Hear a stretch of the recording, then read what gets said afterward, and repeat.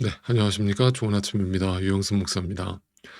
우리는 지금 계속해서 사사기를 묵상하고 있습니다. 그 사사들을 중심으로 살펴볼 때, 이제 오늘은 세 번째 사사의 이름이 등장하는데, 네, 그 이름은 삼갈입니다. 아마 삼손은 알겠는데, 삼갈은 누군가요? 아마 그런 사사도 있었나요? 라고 하실 분들도 계실 것 같아요. 그럴 만도 한 게 성경에서 딱 한 구절만 등장하는 인물입니다. 그러니까 오늘 묵상을 들어가기 전에 제가 잠깐 미리 말씀을 드린다면, 우리가 성경을 볼 때 이 두 가지를 좀 기억하시면 좋겠는데, 첫째는 성경에 사소한 구절이라고 하는 것은 존재하지 않는다는 인식을 가지셔야 해요. 한 구절을 등장한다고 하더라도 다 이유가 있고 뜻이 있기 때문에 성경에 적어 놓으신 거거든요. 그리고 두 번째는 성경에 꼭 분량이 많이 등장한다고 해서 그 어떤 한 인물에 대해서 그 분량이 많다고 해서 더 중요한 의미가 있다라고 하는 것은 절대 또 아니에요. 반대로 분량이 적지만 더 중요한 의미가 숨겨져 있기도 하거든요. 그러니까 이 두 가지를 항상 놓치지 않고 성경을 읽어 가시면 분명 그동안 내가 놓치고 있었던 구절이 얼마나 많았는가를 또 보시게 될 거라고 생각을 해요. 자, 그래서 보통 우리가 이 사사기 강의 설교를 들어보시면 이 삼갈에 대해서는 아예 언급조차 안 하고 넘어가시거나 앞에 두 번째 사사였던 그 에웃의 이야기에 섞어서 짧게 언급하고 넘어가는 경우가 종종 있는데, 그렇지 않다라고 저는 생각을 합니다. 이 안에서 분명 하나님의 깊은 뜻이 숨겨져 있다라고 생각하기 때문에 오늘 아침에 여러분과 함께 찾아보고 또 함께 은혜를 나눠보고자 합니다. 네, 오늘 아침 묵상 함께 시작해 보겠습니다.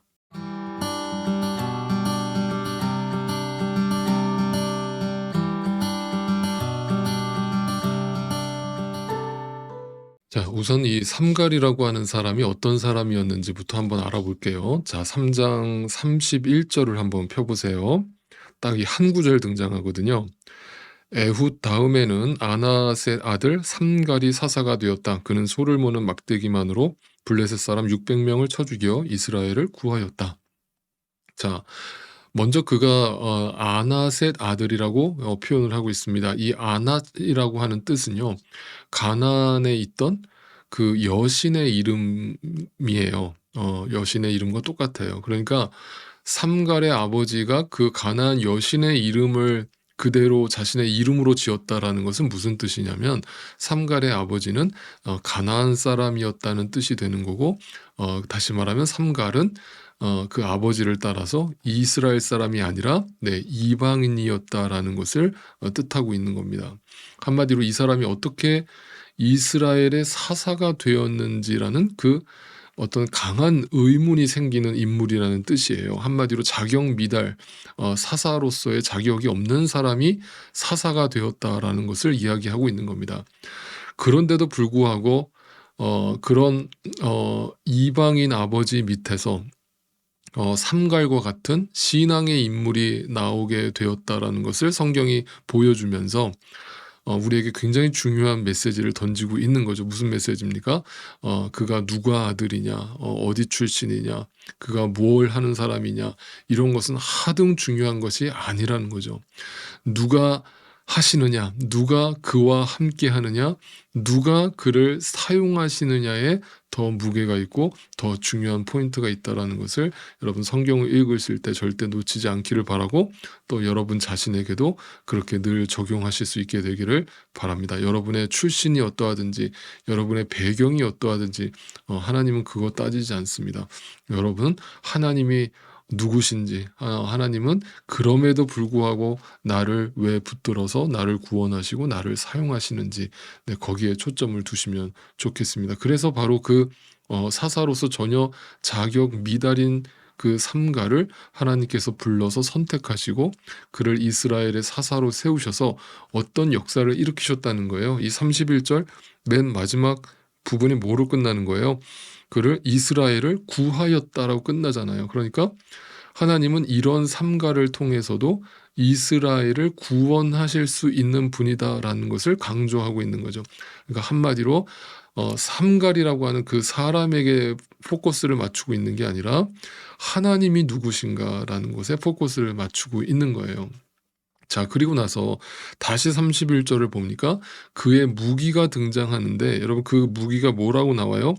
네, 소를 모는 막대기라고 나옵니다. 심지어 그는 전문적으로 싸우는 군사도 아니었고 용사도 아니었어요. 그는 분명 소를 모는 막대기가 무기였다라고 말하는 걸 보니까 그는 십중팔구 농부였다라는 것을 우리가 짐작할 수 있어요. 다시 말하면 농부가 나라가 지금 위기 가운데 빠지니까 자신이 늘 평상시에 사용하던 그 소몰던 막대기를 가지고 나아가서 전쟁에 나아가서 나라를 구했다 라고 하는 기적 같은 이야기를 전해주고 있는 겁니다. 그러니까 그 소모는 막대기가 곧 삼갈, 자기 자신을 설명해주고 있는 상징적인 물건인 거죠. 무슨 말이에요? 아무도 거들떠보지 않던 한 무명의 이방인 농부, 그가 곧 소모는 막대기 그 자체라고 성경은 말해주고 있는 거죠. 그러니까 하나님은 누구신가? 하나님은 이렇게 별 볼 일 없는 사람도 쓰셔서 놀라운 역사를 일으키실 수 있는 분이다라는 것을 성경에서 말해주고 있는 겁니다. 그래서 제가 여러분 거듭 말씀드리는 게 바로 이런 거잖아요. 하나님은 우리의 생각과 다르시다라고 얘기하는 겁니다. 우리의 상식을 초월하시고 우리의 어떤 논리적인 근거들을 한 번에 허물어뜨리시면서 하나님의 역사를 일으키신다는 거죠. 우리 생각에는 뭔가 능력 있고 똑똑하고 멋있고 리더십 있고 돈 많고 이런 부자들을 쓰셔서 어떤 복음 전파로 쓰신다면 얼마나 쉽게 또 얼마나 크게 그 복음 전파의 열매를 거두겠는가라고 우리는 생각하지만, 그런데 하나님은 절대 그런 방식으로 하나님의 역사를 드러내시지 않는다는 거예요. 왜 그런가? 그것은 하나님이 없어도 될 수 있는 것들이잖아요. 무슨 말이에요? 인간이 노력해서 얻어질 수 있는 것들이라면 거기에 하나님이 들어갈 여지가 있어요, 없어요? 전혀 없죠. 네, 인간이 다 해놓고 그리고 하나님이 하셨다라고 말만 하는 거잖아요. 예, 그게 가식이란 말이에요. 하나님은 그걸 통해서 영광 받지 않으신다고요. 왜? 니네들이 다 했잖아. 니네가 수단 방법을 동원해서 다 해놓고 그 결과에 대해서 하나님이 하셨다라고 해버리면 과연 그것이 과연 하나님께 영광이 되겠는가라고 묻는 거죠. 여러분, 사실상 그게 바벨탑이에요.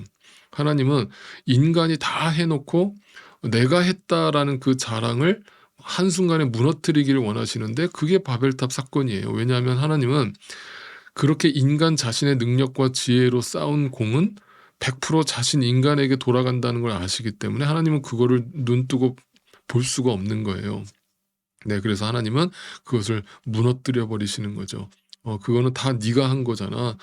나한테 기도 한 번 하지 않았잖아. 나한테 엎드리지 않았잖아. 내가 너에게 역사할 여지를 주지 않았잖아. 네, 그래서 교만은 패망의 선봉이 되는 겁니다. 그래서 성경의 가장 중요한 하나님의 원칙 한 가지는 절대 잊지 마세요. 하나님은 항상 약한 자를 들어서 쓰신다는 거예요. 그래서 약할 때 강함이 되시는 그 하나님, 왜 그렇습니까? 그 약한 자에게 비로소 하나님의 하나님 되심이 드러날 수 있으니까, 하나님이 개입할 수 있는 여지가 있으니까. 무슨 말인지 아시겠죠? 그러니까 형편 탓하지 마시고 내게는 달란트가 없어요. 나는 이것밖에 못해요. 나는 아무것도 없어요. 이런 소리 하지 마시고 오히려 그 없음과 그 약함을 가지고 하나님 앞에 나아가시라고요. 그럴 때 그 약함이 어떻게 내 안에서 위대한 승리의 도구로 쓰임받게 되며 어떻게 위대한 승리로 나에게 주어지는가를 확인하시라고요. 그리고 그것을 통해서 하나님의 은혜라고 고백하시면서 하나님께 영광을 돌리시라고요. 그러니까 지금 여러분 상황에 뭔가 부족함이 있어요? 뭔가 채워지지 않은 부분이 있습니까? 뭔가 아픔이 있고 가시가 있습니까? 네, 그것이 하나님이 나를 통해서 영광을 받게 되는 통로가 될 거예요. 네, 그것을 통해서 하나님 앞에 엎드리세요. 하나님 엎드리고 하나님께 맡기세요. 그럴 때 하나님이 그 가운데 역사해 주실 거예요. 여기서 또 하나의 이야기를 해 드릴게요. 자 4장 1 절을 보세요. 에훗이 죽은 뒤에 이렇게 나오죠. 네 거기다 밑줄을 쳐 놓으세요. 그다음에 4장 4 절을 또 보세요. 그때 이스라엘 사사는 랍비돈의 아내인 예언자 드보라였다. 우리가 다음에 보게 될 드보라가 나오죠. 그러니까 에훗이 죽은 뒤에 사사가 드보라라고 얘기하고 있잖아요, 4 장에서. 그런데 아까 제가 뭐라 그랬어요? 에훗이 왼손잡이 에훗이 두 번째 사사고 세 번째 사사가 누구라고요? 삼갈. 그런데 삼갈이 아니라 드보라라고 4 장에 나오잖아요. 이거 헷갈린단 말이에요. 그런데 3장 31 절을 보세요. 에훗 다음에는 삼갈 이렇게 되어 있죠. 그러니까 에훗 다음에는 거기다 밑줄을 쳐 놓으세요. 그러니까 4장 1 절에 에훗이 죽은 뒤에라는 말과 에훗 다음에는이라는 말이 다른 뜻이에요. 무슨 말인지 아시겠죠? 다시 말하면 삼갈이라고 하는 세 번째 사사는 에훗이 죽기 전에 에훗 다음에 세 번째 사사가 된 사람이고, 그러니까 에훗이 살아있는 동안에 사사로서 임명되어서 세 번째 사사로서 역할을 감당했다는 것이고, 드보라는 에훗이 죽은 뒤에 이제 네 번째 사사가 되었다는 얘기잖아요. 그러니까 이 얘기를 왜 하는 거냐면 도대체 그게 뭐가 중요합니까? 잘 들어보세요. 그런데 30절을 또 보세요. 그날 모압은 굴복하여 이스라엘의 통치를 받게 되었고 그 뒤로 그 땅에는 80년 동안 전쟁 없이 평온하였다. 자, 에훗이 죽기 전까지 80년 동안 그 땅에 태평성대가 이루어졌는데 에훗이 죽기 전에 누가 활동했다고요? 삼갈이 활동했다고요. 근데 그 삼갈이 블레셋과 전쟁을 했어요, 안 했어요? 전쟁을 했다고요. 그래서 그 소모는 막대기로 600명의 블레셋 적군을 쓰러뜨렸다고요. 그러니까 이제 여기서 우리가 헷갈리는 거예요. 아니 도대체 그러면 80년 동안 평화가 임했다라고 얘기를 했는데 왜 삼갈은 그 가운데 전쟁을 했다라는 기록이 남아 있는가? 이게 뭔가 성경이 잘못 기록되어 있는가? 그 뜻이 아니고요. 이런 뜻이에요.